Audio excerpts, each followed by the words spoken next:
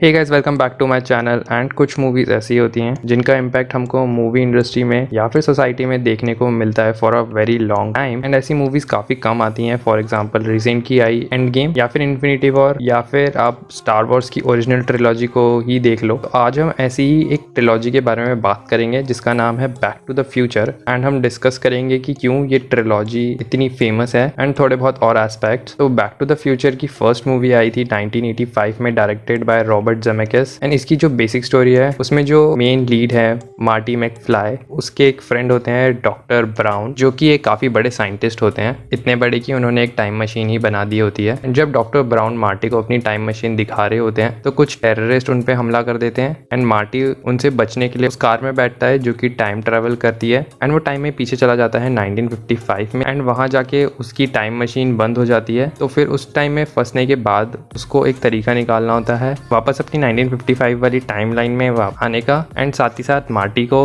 अपने पेरेंट्स को भी मिलाना होता है ताकि उसका एग्जिस्टेंस खत्म ना हो। साथ ही साथ इन सब में जो विलेन का काम करता है उस कैरेक्टर का नाम है बिफ टेनन। और इस मूवी के सक्सेस के बाद इसके दो पार्ट आए, जिसमें पहला है Back to the Future part 2 जो कि 1989 में आया था। एंड इसकी स्टोरी वहीं से शुरू होती है जहां पर बैक टू द फ्यूचर 1 की स्टोरी खत्म हुई थी। वहीं से पार्ट 2 की स्टोरी स्टार्ट होती है जहां पर डॉक्टर ब्राउन मार्टी को फ्यूचर में ले जाते हैं, मतलब 2015 में 1985 से फॉर सम वर्क। एंड जो 2015 वाला बिफ होता है उसको पता चल जाता है कि इन लोगों ने टाइम ट्रैवल करा है through this car. So what he did is वो एक मेजर स्पोर्ट इवेंट की एक बुक लेता है जिसमें 1950 से लेकर 2000 तक के सारे रिजल्ट्स होते हैं स्पोर्ट्स से रिलेटेड। एंड वो लेके वो 1955 वाले बिफ को दे देता है एंड वापस आ जाता है। एंड जब डॉक एंड मार्टी वापस अपनी टाइमलाइन में जाते हैं, मतलब 1985 में, देन वो पूरी टाइमलाइन बदल जाती है क्योंकि बिफ बहुत अमीर हो जाता है। And then Marty and Doc को वापस 1955 में जाना होता है ताकि वो बिफ को रोक सके वो बुक यूज करने से। एंड इस मूवी के एंड में एक अच्छा वाला क्लिप हैंगर है जो कि बैक टू द फ्यूचर 2 और 3 को कनेक्ट करता है। And Back to the Future 3 जो है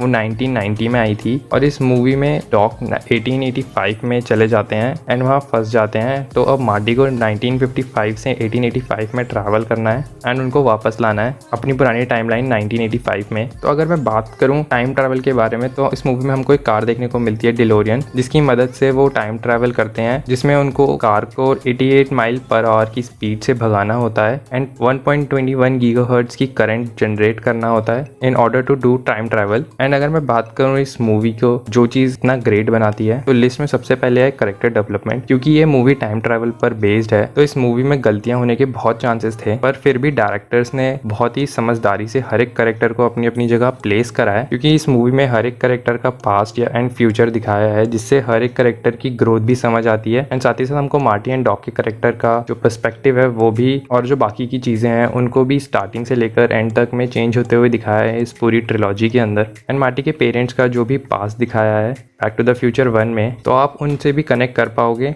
एंड दैट इज़ गुड कि आपके पेरेंट्स भी आपकी तरह थे बचपन में, तो वो भी चीज़ हमें अच्छे से दिखाई गई है। और जितने भी एक्टर्स हैं उन्होंने अपने रोल में 100% दिया है। अगर मैं बात करूँ माइकल जे फॉक्स की, उन्होंने मार्टी का रोल करा है, या फिर क्रिस्टोफर लॉयड की जिन्होंने डॉक्टर ब्राउन का रोल करा है, या फिर बिफ जिसको प्ले करा है थॉमस एफ विल्सन ने।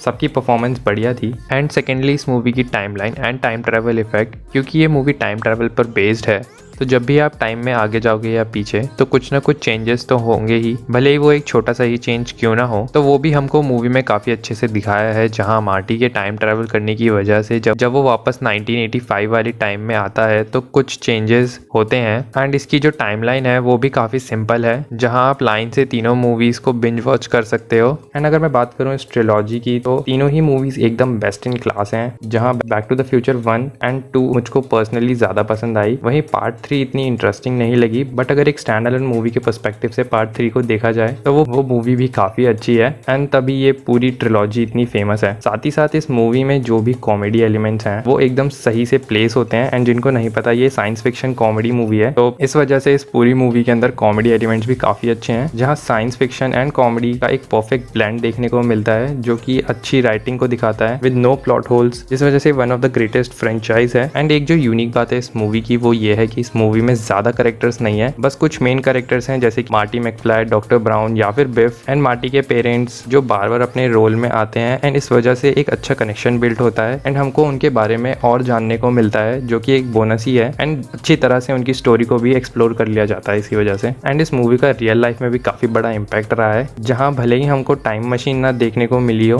पर हमने नाइकी के सेल्फ लेसिंग शूज जरूर देखे हैं जो कि हमको मूवी में 1989 में ही दिखा दिए थे। एंड हवर बोट्स बस वो थोड़े से और मॉडर्न है, अभी जो हमें मिलते हैं उसमें टायर्स लगे हैं। तो हाँ, इस मूवी ने काफ़ी चीज़ों पे इम्पैक्ट डाला है अगर मैं बात करूँ टेक्नोलॉजी के मामले में या फिर नॉर्मली इंडस्ट्री में। एंड इस मूवी में टाइम ट्रैवल को इतने स्मार्टली यूज़ करा है कि कोई भी इसकी स्टोरी को आराम से समझ सकता है क्योंकि काफ़ी बेसिक कॉन्सेप्ट रखा है जिस वजह से इसमें प्लॉट होल्स भी कम है। सो जो चीज़ इस मूवी को बढ़िया बनाती है वो है इसकी राइटिंग की कैसे हर एक करेक्टर को टाइम ट्रैवल के साथ अच्छे से यूज़ करा है, क्योंकि टाइम ट्रैवल को ईजी वे में समझाना एंड स्टोरी को भी इंटरेस्टिंग रखना is a big deal. And क्योंकि फर्स्ट मूवी में मार्टी बस 2 बार ही टाइम ट्रैवल करता है, एक बार पास्ट में पीछे जाने के लिए 1955 में एंड एक बार वापस आने के लिए अपने प्रेजेंट में 1985 में, स्टिल पूरी मूवी में सस्पेंस बना रहता है कि वो किस तरह से इस चीज़ को अचीव करेगा और अपने पेरेंट्स को मिलाएगा। तो ये काफ़ी इंटरेस्टिंग था। एंड सेकंड मूवी में भी सेम, एंड साथ ही साथ उन्होंने ऐसा नहीं करा है कि फर्स्ट वाली की ही स्टोरी को उन्होंने सेकंड में डाल दिया है। सेकंड स्टोरी में उन्होंने कुछ नया दिखाने की कोशिश करी है एंड सेम थर्ड वाली में भी उन्होंने कुछ नया दिखाने की कोशिश करी है। मतलब उन्होंने यूज़ तो टाइम ट्रैवल का कॉन्सेप्ट ही करा है बट स्टोरी में उन्होंने कुछ चेंजेस करे हैं जिससे आपको ऐसा लगेगा कि हाँ, एक कंटिन्यूएशन में स्टोरियाँ चल रही हैं।